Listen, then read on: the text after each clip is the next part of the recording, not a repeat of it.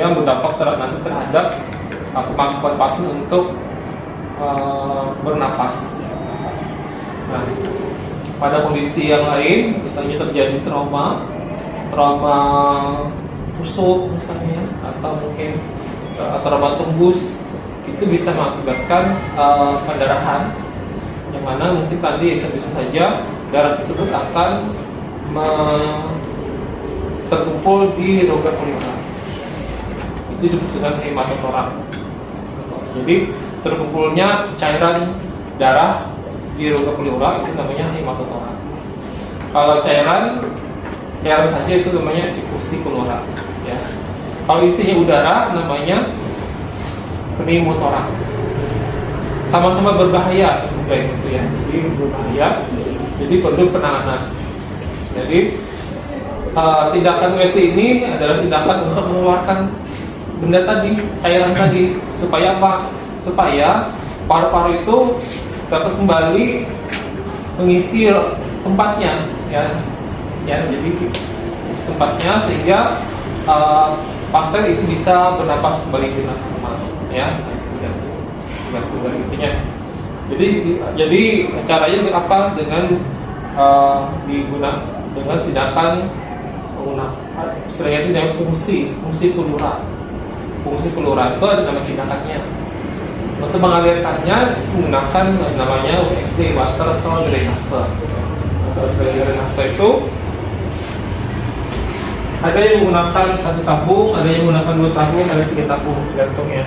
Nah, ini yang kita punya, mungkin contohnya ini ya, contohnya ada seperti ini menggunakan 2 tabung. Jadi fungsi dari pipa ini supaya nanti udara jangan masuk ke sini.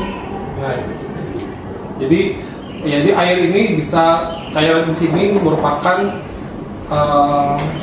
sebagai sel atau penghalang supaya jangan ada udara masuk ke sini. Jadi cairannya itu masuk ke sini, jangan udaranya masuk ke paru-paru. Nah, itu ya. Itu yang bisa mengakibatkan nanti tambah parah ya. Jadi adalah water cell drainase ya. Jadi air diberikan levelnya supaya ini merendam pipa yang ada di sini. Ya, drainase. Nah, nanti pada prakteknya kalau seandainya kita tuh menemukan pasien untuk kalau di diagnosis itu adalah pneumotorak ya, pneumotorak. Jadi itu bisa pneumotorak itu bisa karena luka tembus ya, misalnya tertusuk ya.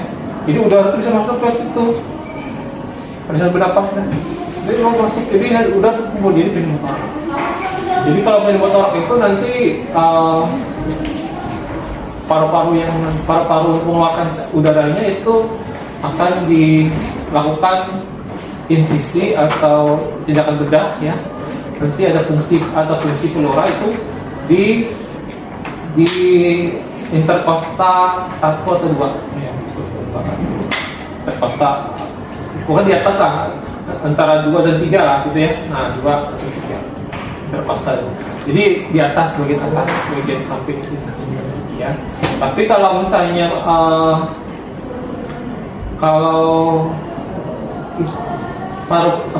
peluru itu isinya cairan, baik itu darah maupun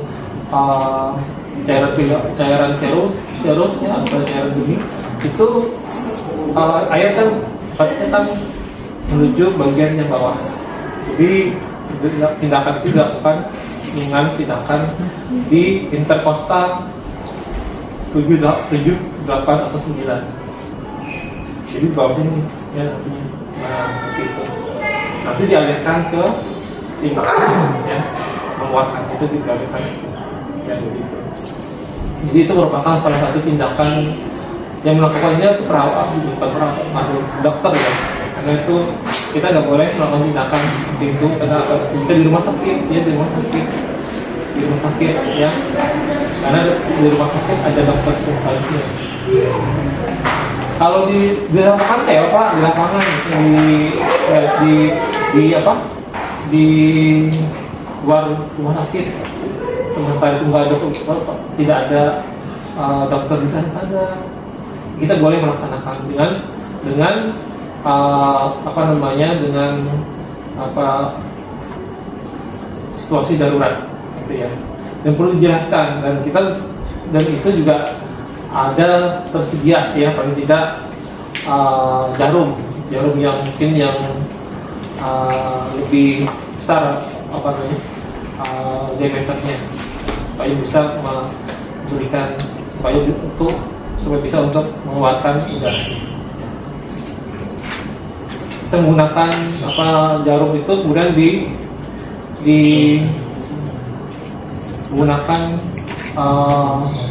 menggunakan motor impuls yang kosong itu bisa jadi untuk sebagai tindakan pertolongan pertama untuk mengeluarkan udara dari paru-parunya. Ya, demikian. Kemudian nanti setelah itu dikeluarkan, biasanya ini terhadap tindakan ini nanti dilakukan perawatan. Jadi nanti pipanya ini nanti akan diikat, dijahit. Jadi ada luka nanti di sini, ada luka sayat namanya itu ya. Nanti luka itu nanti akan ditutup perban. Nah, lukanya itu nanti nanti akan kita rawat supaya jangan sampai terjadi infeksi ya, infeksi. Oke, ini mungkin saya ada video mungkin di YouTube ya, di YouTube. Ini memperlihatkan terjadi ini YouTube. Tindakan ini.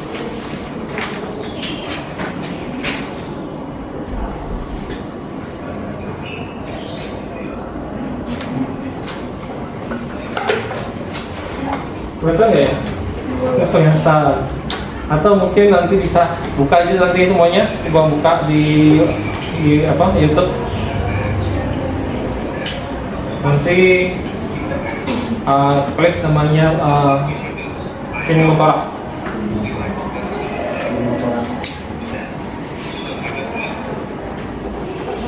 Supaya ada gambaran kalian ya.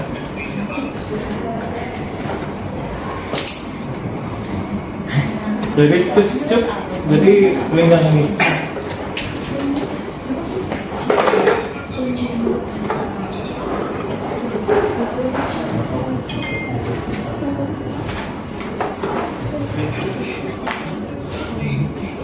Itu sama tidak. Nama channelnya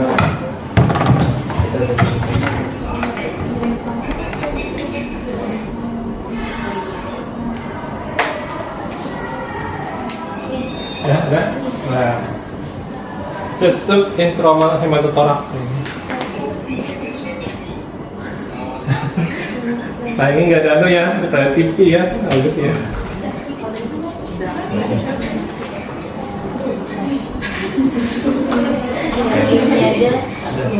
Sudah. Sudah nggak?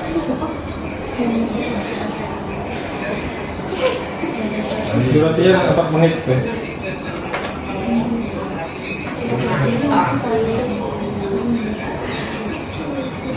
dari negara mana? India yang bicara India. Sudah berapa? Nah,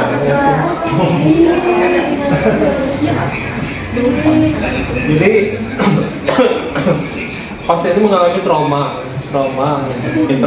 sehingga menyebabkan pendarahan pada paru-paru. Yang seperti ini ya kalian ya, kan luka tuh ya, di pelukaan. Nah, tempat dilakukan pemasangan itu kan di area interkostal 7, 8, 9 ya, seperti itu. Nanti dimasukkan selang ya, selang pipanya ya.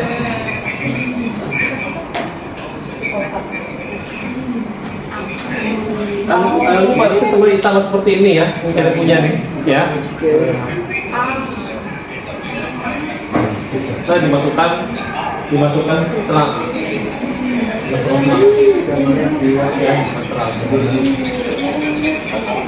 Nah, selang. Nanti selang tadi disambungkan ke sini. Bisa dibiarkan sama plaster apa? Di video terakhir itu kan di plasternya. Di polester nanti juga kalau misalnya nanti pakai perban. Itu bisa dibiarkan kayak itu aja kan? Berapa aja kayak? Iya, nanti biarkan beberapa hari. Iya, sampai nanti dalamnya cairan keluar.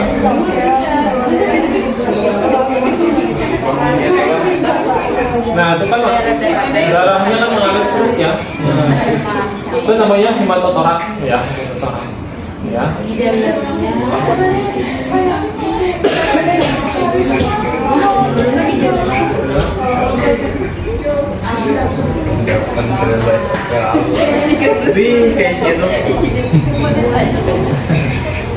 Nah, itu kalian bisa itu kan kasus nyata ya, nyata bahwa itu tindakan namanya hemat untuk memasang water cell drainase.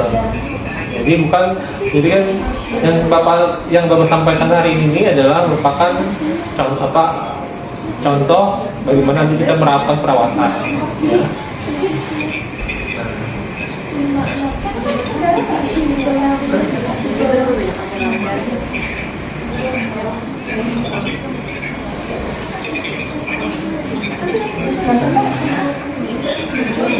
Itu kalau misalnya cairannya dari cairannya kalau disebabkan penyakit infeksi, TBC misalnya, atau mungkin ada kanker paru misalnya, itu cairannya biasanya keruh ya, keruh kuning-kuningan. Tapi kalau penyakit itu disebabkan oleh virus, biasanya cairannya warna kuning.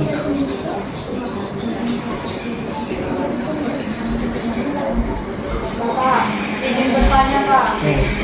Itu kan tadi tuh dimasukin selama ruangannya itu Kak, habis itu keluar darah banyak. Itu apakah darahnya memang pada bagus atau gimana Kak? Itu darah dari kita dari paru-paru masuk ke paru. Makanya kita di paru-paru itu kan ada lapisan selaput namanya pleura. Normal dan pleura itu normal itu memang berisi cairan itu untuk caranya kental, licin sebagai pelumas ya, pelumas supaya pada saat kita bergerak itu paru-paru bergerak, dan atau kita loncat atau di jalan kita kan lari, itu kan paru-paru itu bergesekan dengan tulang iga. Nah, iga kita nih, tulang iga nih. Nah, supaya jangan sakit, makan di cairan. Nah, cairan selaput. Jadi selaput itu kayak sama ke jantung, ada namanya cairan perikardium. Jadi supaya jantung itu supaya keluar dari kontraksi menghindarkan nyeri di kita. Nah kemudian pleura itu bisa saja terjadi kontaminasi bakteri ya, sehingga terinfeksi. Bisa juga kena akibat infeksi paru-paru sehingga menyebabkan ada peradangan, sehingga mengakibatkan terjadinya peningkatan permeabilitas kapiler, sehingga cairan yang ada di pembuluh darah itu akan masuk ke kan di dalam pembuluh darah itu kan cairan darah itu kan isinya kan sebesar air ya, air yang 1% itu beberapa persen itu adalah terdiri dari plasma dan sel darah. Jadi 95% itu adalah isinya terdiri air. Air itu nanti akan merembes ke paru-paru, jadi terjadilah efusi pleura. Jadi efusi pleura itu dia akan memenuhi rongga pleura banyak. Semakin lama semakin banyak, sehingga akan membuat paru-paru kita itu terdesak dan akhirnya mengecil. Itu membuat kita bernapas itu sesak. Seharusnya yang kita masukkan itu ada sekitar 500 ml misalnya sekali bernapas gitu. tidak volume ya, tidak volume itu 900 ml itu tidak bisa ya, nah tidak bisa. Mungkin hanya beban sehingga apa? Kebutuhan oksigen nggak cukup. Nah, sesak napas pasti bisa ya maksudnya. Nah, nanti yang sering menyebabkan krisis misalnya penderita kanker paru misalnya. Kanker paru itu juga kalau itu sering setelah dikeluarkan nanti beberapa jam atau mungkin dalam satu malam itu penuh lagi cairan tersebut. Makanya harus supaya untuk mencegah terjadinya gangguan pernapasan maka dilakukan namanya fungsi paru namanya fungsi. Jadi dilakukan pemasangan slab pipa drainase tadi. Ini penampungnya namanya WSD, water source drainase. Nah, itu. Jadi kayak tadi, kalau isi itu darah tadi ya, pipanya itu seperti ini juga pipanya besar. Kenapa? Karena darah kan lebih mudah membeku ya. Jadi biasanya pipanya ini sama seperti ini, masukkan ke dalam rongga pengeluaran. Lalu supaya ini lepas, dijahit ininya, kulitnya itu, nah supaya nempel. Nah, dijahit menggunakan benang jahit. Ya, jadi sementara perawatan lukanya, sementara perawatan supaya cairannya itu sampai nanti bersih, tidak keluar cairan lagi, maka ini dipertahankan dulu sampai cairan tersebut habis ya, sampai mengering lagi kita tidak lagi untuk mengeluarkan cairan ya. Nah, kemungkinan bisa dilakukan dua sisi para pencarian, kanan kiri. Karena kan masing-masing peliura kan pasti ada paru-paru kan masih satu. Tapi untuk memastikannya biasanya dilakukan pemeriksaan rongsen. Jadi ketahuan nanti ya rongsen itu kalau orang yang pneumotoraks itu seperti apa. Kalau yang kalau hematotoraks itu biasanya kalau di rongsen itu cahaya gambarannya itu putih kayak kapas tuh. Yang bagian yang itu yang darahnya itu kalau kayak putih. Tapi kalau mesti udara itu biasanya agak terang sedikit, terang itu bening gitu ya. Jadi masih tembus kelihatan organ kita tuh udara. Nah itu berbahaya. Jadi kalau misalnya dibiarkan, ini bisa mengakibatkan namanya tension pneumotoraks. Kalau udara itu bisa mengakibatkan komplikasi tension pneumotoraks. Nah itu yang menyebabkan jadi paru-paru kita mengecil, nanti didorong oleh udara tadi. Udara yang mendorong tadi akan menekan pembuluh darah yang detak jantung. Nah, pembuluh darah jantung itu misalnya ada pembuluh darah seperti tertekan, ya kayak gini tertekan, gitu. Kan tergencet ya kan?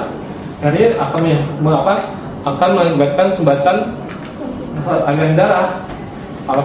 Apabila sampai ke otak ke dalam darah, bisa mengakibatkan iskemik pada otaknya. Nah, jadi itu merupakan salah satu kegawatan darurat untuk kasus untuk kalau disebabkan oleh karena pneumotoraks. Jadi misalnya itu yang dikhawatirkan kalau seandainya kita itu mendapatkan pasien itu luka tusuk misalnya, luka tusuk di sini misalnya, walaupun tidak ada darahnya ya, luka tusuk misalnya pas dibuka misalnya ada luka tusuk. Misalnya harus orang berkahyan kan misalnya kan yang misalnya atau mungkin karena itu ada luka tusuk berlubang sini, nah itu bisa udara harus masuk situ, udara yang dari luar masuk sini ya, masuk ke dalam rongga pleura, itu berbahayanya. Jadi mungkin nanti pleuranya tadi penuh dengan udara, nah, itu harus juga dikeluarkan. Bagaimana cara mengeluarkannya? Harus menggunakan pipa tersebut supaya jangan sampai. Jadi udara kan dikeluarkan melalui water sound drainase ya nanti. Makanya ada air supaya udara yang di sini jangan udara dari atmosfer jangan masuk ke dalam paru-paru nanti. Nah itu ya. Nah itu ya. Dan tadi gambaran tadi contoh penggunaan dari water sound drainase. Nah jadi nanti akan menceritanya seperti ini. Kan dijahitnya tadi ya, dijahit.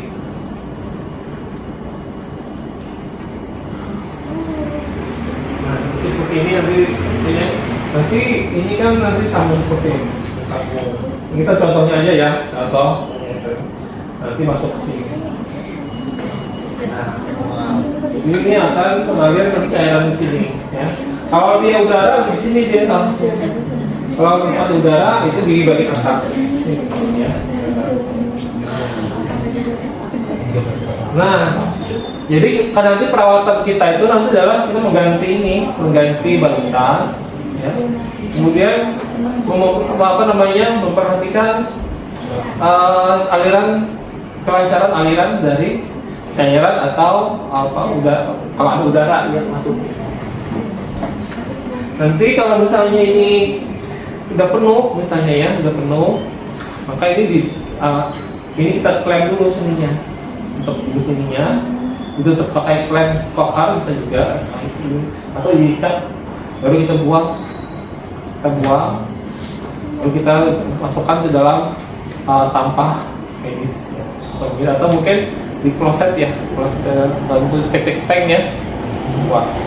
Nanti kemudian kita isi lagi cairan seperti ini supaya jangan sampai itu ada masuk udara. Nah, gitu ya. Ini sampai seperti itu. Bagaimana cara mengetahui supaya itu ini pengguna ini kalau untuk yang pneumotorak tadi ya, untuk pneumotorak atau karena ada peradangan itu tuh sampai kalau tidak ada cairan lagi dan pasien itu bernapas dengan nyaman. Nah baru kita bisa dilepaskan ya. Kalau misalnya pneumotorak itu darahnya kadang buku ya, biasanya di sini nanti akan kita dibantu untuk dilakukan sedotan, disedot atau disakser. Jadi ini dilepas di sininya, ya. Masukkan ini ya, memasukkan ininya pipa sakser. Jadi sakser dihidupkan, jadi dia akan mengisap cairannya, ya. Nah, ya. Ada pertanyaan? Ya. Bapak kalau misalkan yang di dalam paru-paru itu berupa oksigen yang berlebihan, nanti di dalam situ tuh isinya udaranya nanti akan keluar. Udaranya akan keluar nanti. Jadi bisa dilepas, ini bisa nanti udaranya akan keluar. Ini bisa dilepas ini. Atau nanti keluar udara. Nanti gelembung. Nah, ya gelembungnya akan keluar di sini. Ya, gelembung. Begini. Ya udara masuk, dia masuk ke sini dalam udaranya. Dia kan keluar blok. Nah, itu udara berarti isinya ya. Bapak kalau misalkan penuhnya teman tapi Penuh apa yang kalau nggak ada kelihatan. Jangan namanya karena keluar ya. Tapi yang kita pastikan nanti kalau sudah berhasil itu biasanya pasien itu sudah nyaman bernapas. Kemudian pengembangan parunya itu optimal. Nah, isi ya. Nanti kemudian juga untuk biasanya memastikannya mungkin dilakukan foto ronsen ulang. Nah, kalau sudah bagus, nah berarti sudah kita siapkan untuk tindakan untuk melepaskan. Jadi perawatan ini supaya jangan sampai di sini infeksi ya. Infeksi dan mungkin itu setelah infeksi bisa mengakibatkan nantinya penyakit tulang. Infeksi. Jadi untuk perawatan ini kita menggunakan teknik steril.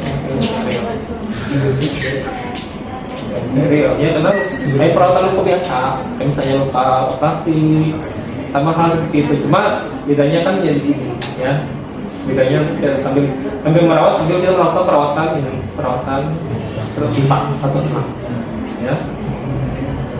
Kalau misalnya tadi yang hematotorak ini nanti cairannya dari merah tua tadi nanti berubah menjadi warnanya mungkin warna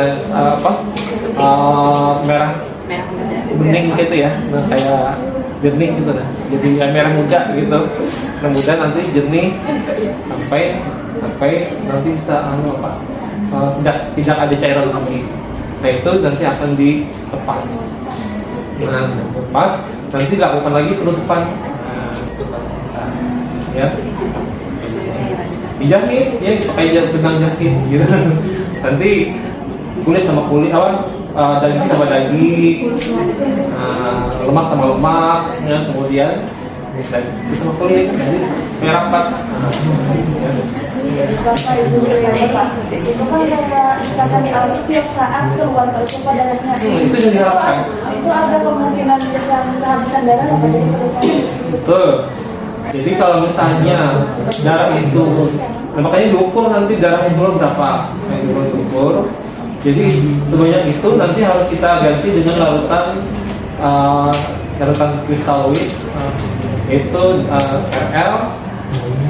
Atau kalau di RL nanti kalau misalnya pendarahannya itu diganti darah. Lihat nanti kalau HB-nya di bawah, kalau di bawah antara misalnya 10 aja HB masih nggak perlu pakai darah, untuk pakai cairan aja, pakai cairan RL, pakai ngilangkan. Tapi kalau HB-nya itu di bawah 10, misalnya 9, 8, itu harus darah. Karena fungsi darah harus dilakukan, ya. Jadi harus siap-siap gitu. Dan kemungkinan ya. Tadi juga melakukan pemeriksaan darah kalau punya pasien kehabisan darah itu secara berkala setiap berapa jam sekali. Nanti gitu ya. Ya. Jadi kan mungkin kalau lihat tadi perkembangan dari darah yang keluar, kalau darah itu terus bisa keluar, itu hormon kedua kita siapkan stok. Jadi harus paling tidak 1 liter harus masuk per kantong. Hitung lagi berapa pendarahannya di situ, ya. Jadi kalau misalnya ngecekan tadi, kan kalau misalnya untuk HB kan lebih mudah ya diperiksa, kan cepat. Mungkin setiap 2 jam sekali atau mungkin 8 jam sekali, ya, tergantung keadaannya. Ya pasang seperti tadi itu memang harus di dulu ya, dibius dulu atau mungkin ada kan lihat di video tadi kan dia kan sadar ya. Itu akibat karena dia tadi darahnya berkurang ya, dan juga fungsinya tadi mungkin sudah mengarah ke shock ya. Nah, katakan darahan di jumlah darah kita kan 5 liter isinya ya. Tubuh oksigen 5 liter. Jumlah darah kita itu ya. Kalau keluar 1 liter, 2 liter kan 3 liter. Akibatnya mungkin terjadi apa? Penurunan kardiak output. Kardiak output berkurang. Akibatnya banyak bagian tubuh kita yang tidak mendapatkan suplai darah. Nah, tindakan kita adalah itu bisa kita lakukan tindakan supaya volume darah di cairan intravaskular itu harus full dulu. Dan dengan cara apa? Dengan pemberian cairan RL, NaCl bisa NaCl atau RL. Jadi walaupun misalnya secara kualitas atau kualitas itu darahnya kurang, tapi bisa untuk memenuhi kebutuhan cairan itu bisa ya, daripada kita punya kita kekurangan cairan. Cairan tentunya tidak mampu untuk mencukupi kebutuhan tubuh kita, meninggal pasiennya. Makanya kan banyak ya orang yang meninggal di perjalanan. Kenapa? Darahnya habis ya. Makanya kalau misalnya pendarahan itu, yang utama itu adalah menghentikan pendarahan dulu. Sebisa mungkin menghentikan pendarahan. Itu tindakan darurat kita, ya. Cuma masalahnya kalau pendarahannya di dalam, kayak ini di dalam, di dalam. Kemudian yang sering, yang kasus-kasus yang pendarahan itu biasanya trauma abdomen, trauma apa yang tadi, kemudian fraktur. Ya. Fraktur itu sering menyebabkan pendarahan di dalam. Sehingga nanti kalau itu kasus-kasus seperti itu hati-hati pendarahan. Nah, jadi harus kita hentikan. Cepat dilakukan namanya resusitasi cairan. Apapun, udah cairan ya cairan lah pokoknya. Wis enggak ada RL di 5, nah, atau ngejek terus 5% nggak apa-apa, nanti cairan.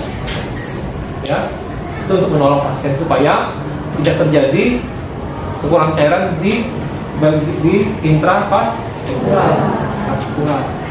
Dulu cairannya. Nah, kalau cairan, nah jadi tubuh kita akan mudah untuk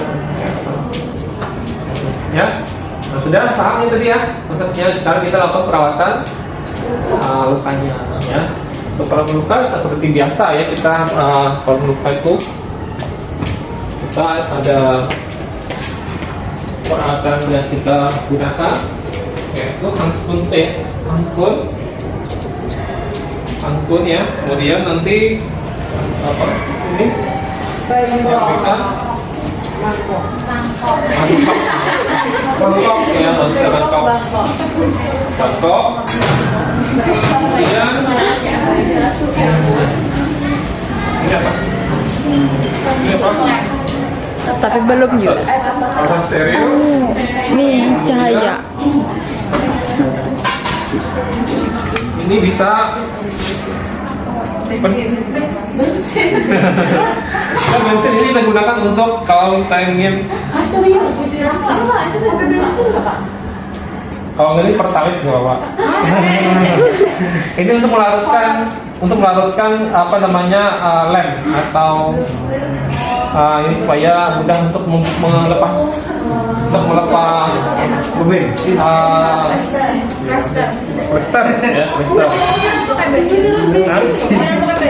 Boleh pakai bensin. Alkohol boleh juga. Ayo saya alkohol. Ya. Geser. Cuma biasanya kurang ya kalau kita menggunakan minyak itu lebih cepat untuk apanya lepasnya. Mendukakan. Kemudian kita sediakan Iya. ini Ya kayak ini. insert ya, gunting jaringan, gunting. Kemudian pohon,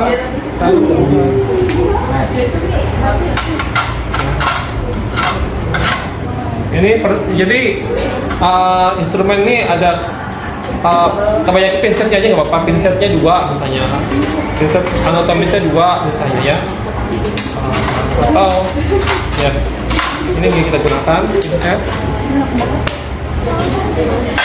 Kemudian ini tadi kalau mau pakai alkohol boleh ya, alkohol ya, alkohol. Kemudian ini salep ya, salep boleh. Ini contoh salapnya aja, tapi kalau seandainya dokternya obat yang lain silahkan, gentamicin atau mungkin ada apa jenis-jenis salap-salapnya atau oxycillin misalnya, atau jenis-jenis antibiotik ya bisa. Ini contohnya ya. Kemudian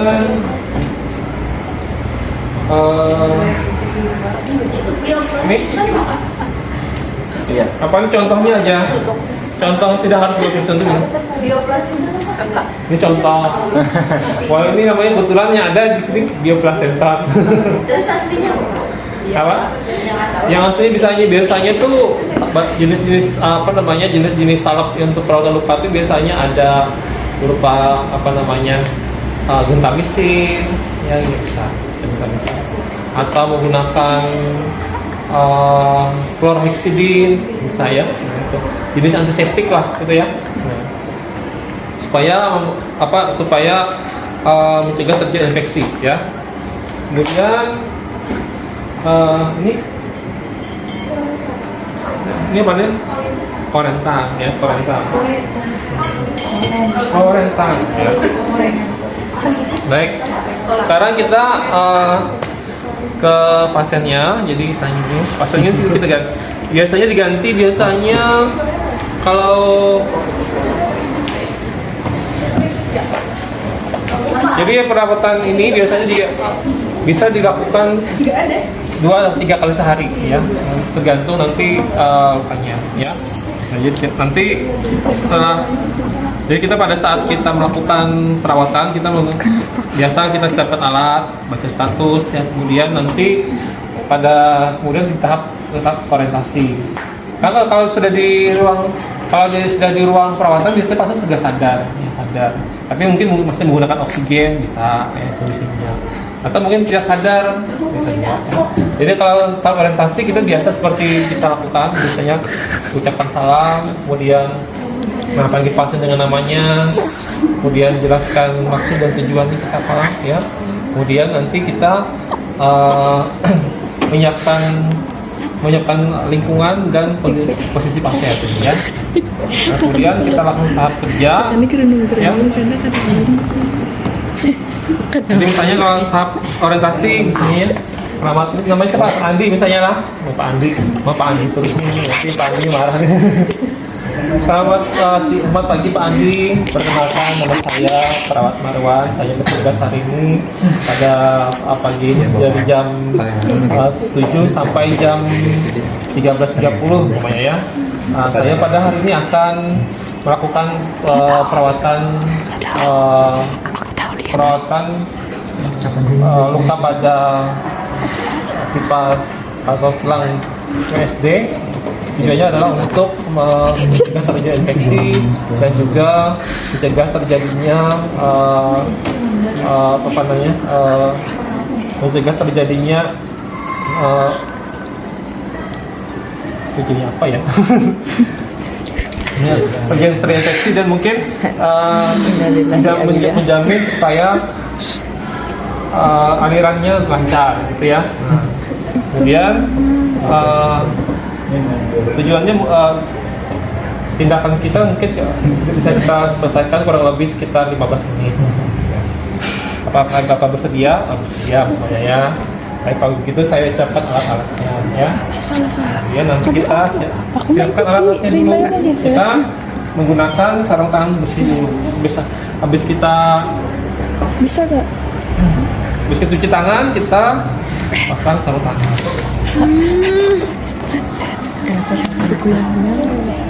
Sarung tangannya bersih dulu ya. Nah, nanti pada saat nanti untuk mengganti balutan, itu harus sarung tangannya yang kalau kita mendukung gimana sih gara-gara mendukung Alia.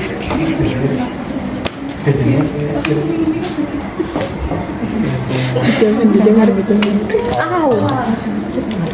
Abi, itu yang kecil.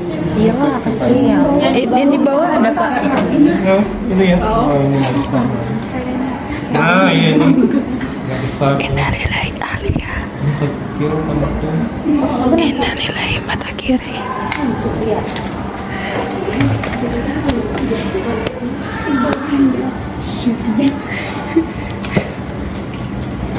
Ya, karena kita harus menjaga juga ya kalau seandainya ada kontak cairan pasien itu kan saja mungkin ada luka misalnya. Makan.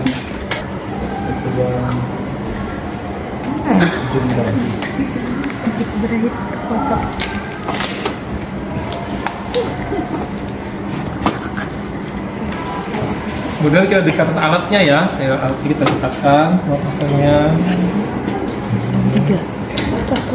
Ini kita yang steril. Kemudian ini kita tuangkan dulu ya. Aku cut. Ini NaCl. NaCl dituangkan. Kemudian kita buka ini.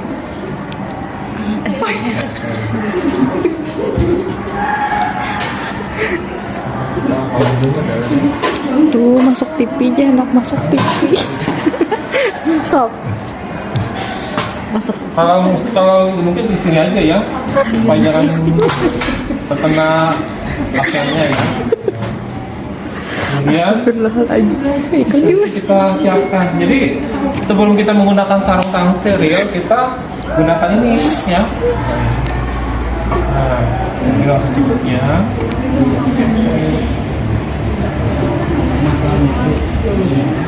Cukupnya ya.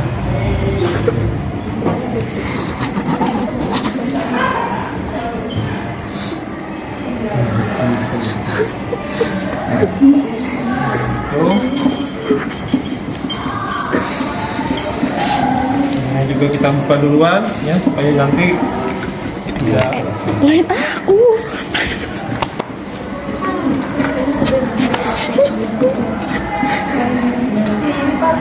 Pakai sarung tangan bersih. bersih kan masih kami kan steril ya, tapi kan kita nggak menyentuh ini ya.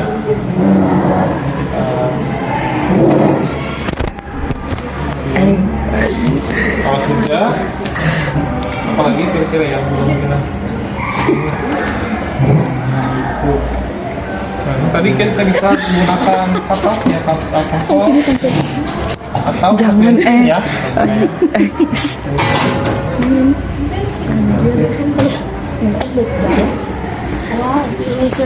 Ini kan ada bensin juga air. Nah, ini tahan. Di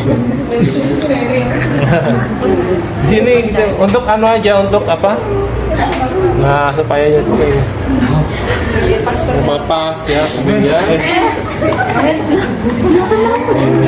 Jika sudah semuanya sudah kita perlu lagi kita mau apa? Udang yang on steril, kita bisa mengganti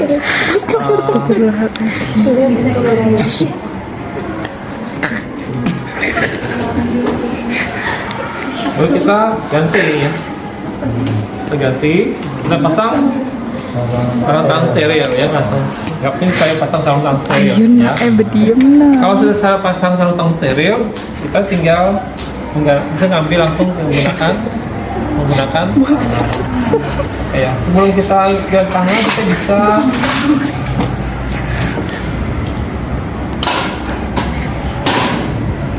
kita bisa menggunakan gunting.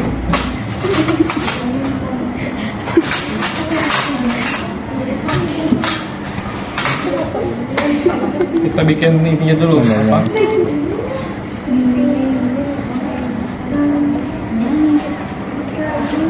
Ya, seperti ini ya, gunting.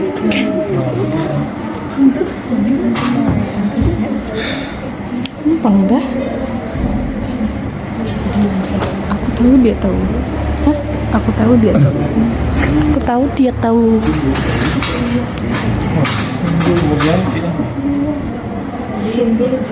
Berapa kapas ibu tempatnya? Berapa kapas? Bebas.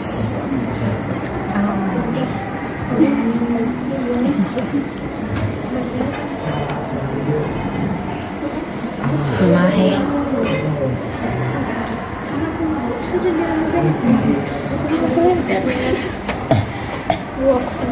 Satri.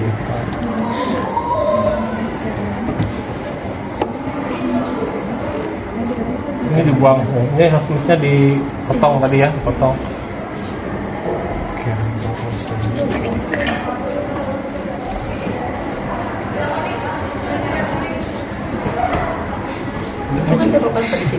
Itu harusnya dipotong nih tadi, ini kan tertutup ini kan.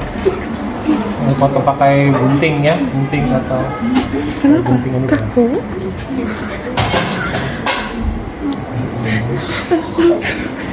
Kalau masuk TV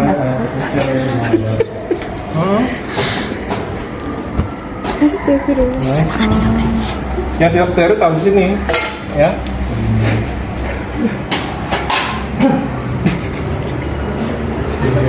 Nah kemudian baru kita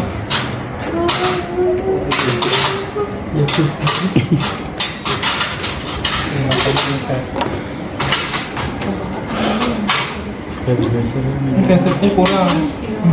Pensilnya kurang. Terus maksudnya ininya 2 sama minimal 2 nih ya.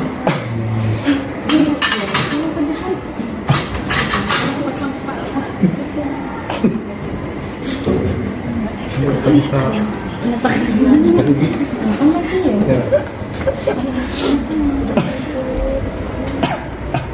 Ini kita cuci biasa ya. Itu bensin tadi Pak. Bukan ini NaCl. NaCl. Bensin. Bensin bagus. Bensin tadi untuk ini untuk melepas blisternya. Nanti kita anggaplah ini adalah Lubang. jahit ya. Nah, ini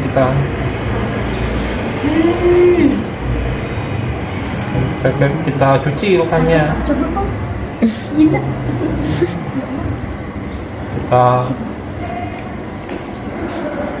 ambil lagi sedikitnya.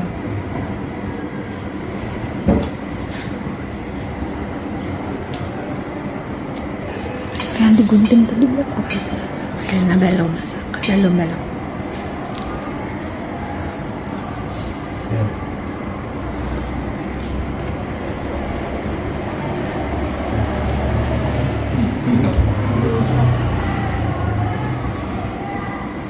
Jadi dari dalam ke luar ya. Artinya kayak gini. Gitu ya. Itu berarti udah perlu yang satu kali itu. Kemudian kita keringkan ya, kita keringkan.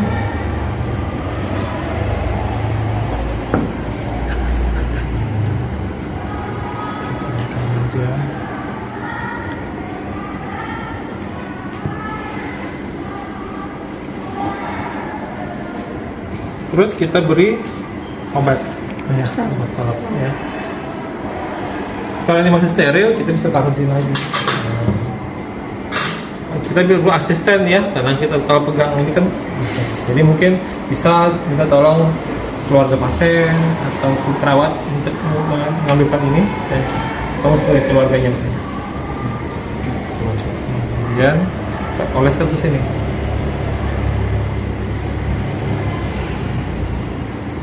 Pencet. Ya. Lalu kita oleskan. Ya. Oleskan.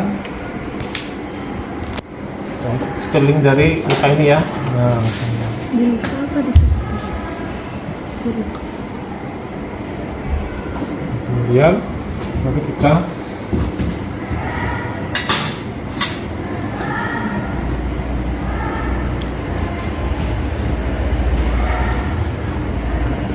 angkatkan ini.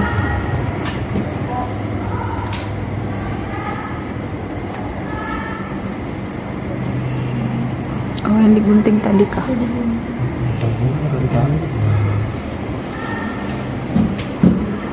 Itu perlu berapa, Pak? 2 bisa. 2 Kasa. Baru itu terus itu kita siapkan. Tapi itu satu kasa aja kalau iya. Lihat itunya aja dulu, Pak. Sifon. Bagusnya itu 2 Pak. Karena satu ini untuk penyerap itunya, kalau ada cairan serum.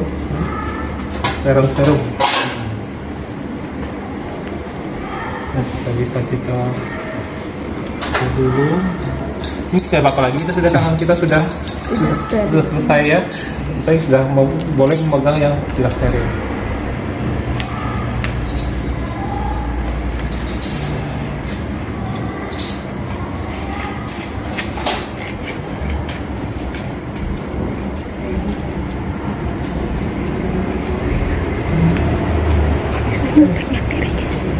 Udah tahu.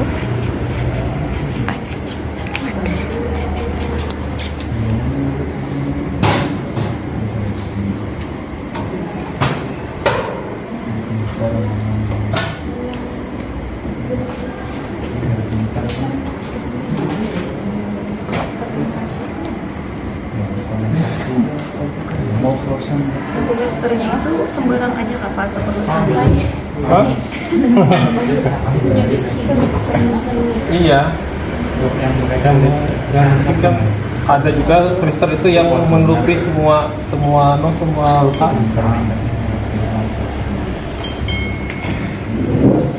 Ini seperti apa?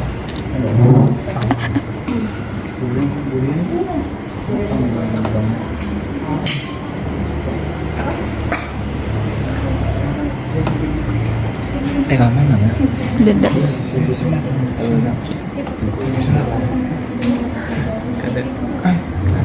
Sudah. Astaga. Oke, Krishna.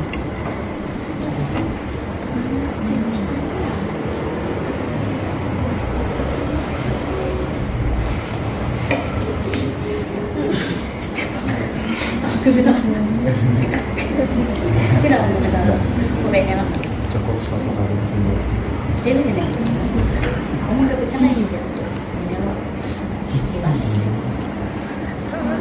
Boleh juga menutupi semuanya, tutup. Oh. Kalau sekarang itu bisa tutup. Misalnya kita perlebar misalnya itunya, posternya bisa. Misalnya kita pengen tutup lagi di sini, boleh. Misalnya. Nah, Mana? nah, kalau sudah kita merapikan lagi pasirnya. Terus ininya juga harus periksa tadi ya, kalau ada cairan yang masih tertinggal di sini atau mungkin ada bekuan darah, nah itu ya. Lalu kita rapikan pasirnya.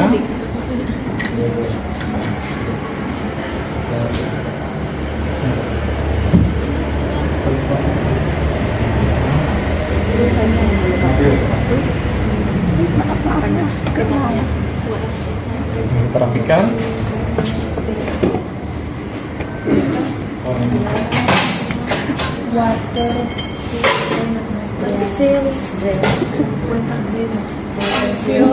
Ini dibuang ke tong sampah.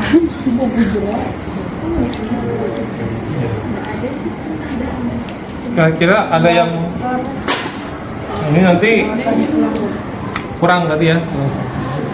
Misalnya ada satu untuk dua penset untuk yang non steril, dua untuk yang steril.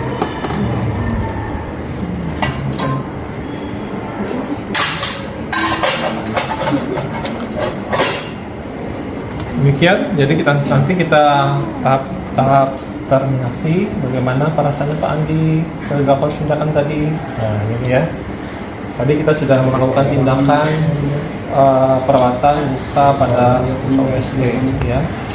Tampak lukanya tidak ada infeksi, masih basah dan juga tidak ada sumbatan pada saluran atau pipa USD-nya ya. Terima kasih, tadi Bapak sudah sangat baik sekali bersama ya, sehingga tindakan kita dapat berjalan dengan lancar. Nanti saya kesini lagi 2 jam lagi ya untuk mengobservasi keadaan Bapak ya. Ada yang perlu ditanyakan Pak? Nah, ada kalau begitu saya mohon izin untuk pamit. Jika Bapak perlu saya silakan untuk beliau. Nah itu ya. Lalu akhir kegiatan ya. Cepat salam. Assalamualaikum Pak Andi. Nah, udah ya, jadi gitu. Sekarang kalian bisa